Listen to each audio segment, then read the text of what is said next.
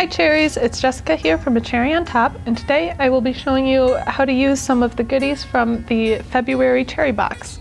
This cherry box we partnered with Sizzix, and it has a great value, and I'll be showing you some of the items.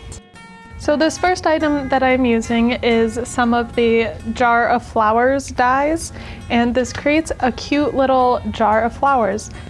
We start with the jar, and then we'll be layering around some more flowers all around it. Also in the cherry box, we have some jar shaker domes that layer perfectly on top of these dies and creates a really cute look all together. So the back of the shaker dome has a little bit of adhesive, so you can just peel off the protective layer and then just stick it right to the die.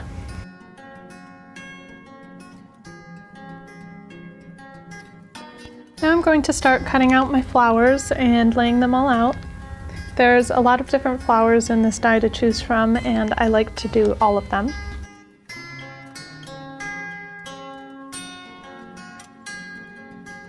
I like to cut out all of my flowers and all of the different pieces of cardstock that I have all before I start planning where they go.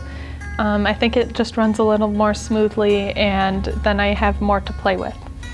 Also in the cherry box we have a whole paper sculpting kit, and I am using one of the tools that are in there. It is a fine detail tool, and it really helps just to take out these small little dies.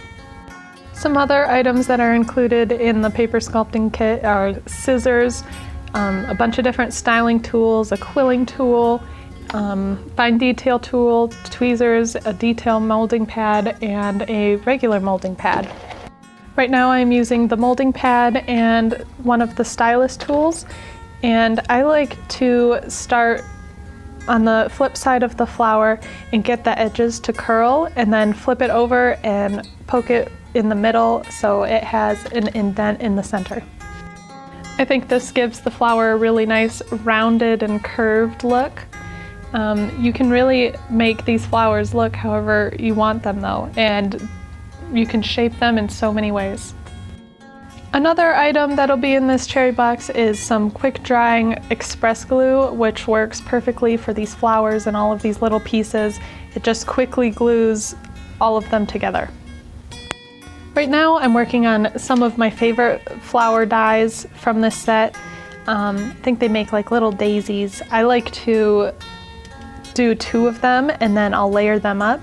So I'm starting from the back side and rounding it all with a larger stylus tool, and then I flip them around and just punch in the very center. Working on the molding pad really helps with this because otherwise these pieces just wouldn't curl as nicely. This die set comes with quite a few different shaped flowers, and you can layer them up in so many different ways. There's a bunch of different centers, so you can mix it up and make a ton of different types of flowers. Next, I'm starting on some of the leaves. I like to use the detail molding pad on the leaves so I can really go over like the center of the leaf and really get it to curl the right way. The difference with the detail molding pad and the regular one is in the detail one it's a bit firmer, so things don't curl quite as easily. I am putting this little jar on a layout I made. I'm starting by gluing some of these sticks and twigs that are also a die, and just having them go out of the jar. Now I'm adding in some of the smaller leafy pieces and really making it look like it's a full jar of flowers.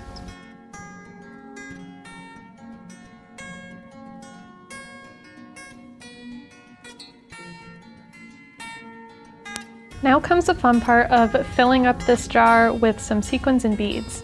In the cherry box you will get a full set of these sequins and beads. They will be in the primrose color, and it really adds a lot when you can have this little shaker element to either a layout or a card or whatever you put it on.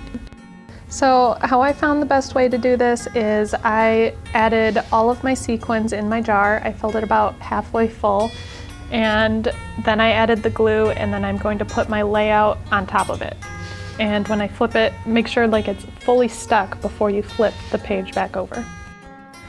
Now I'm going around and gluing on all of my little die-cut flowers. I layered them all up all differently. I tried to use every die and in a bunch of different colors, and it was so much fun.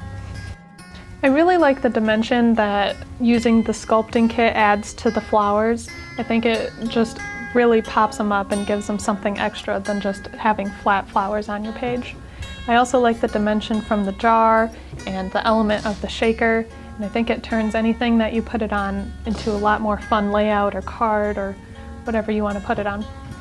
You have until January 25th to subscribe to receive this cherry box. I hope you guys have as much fun with it as I do. Thanks for watching.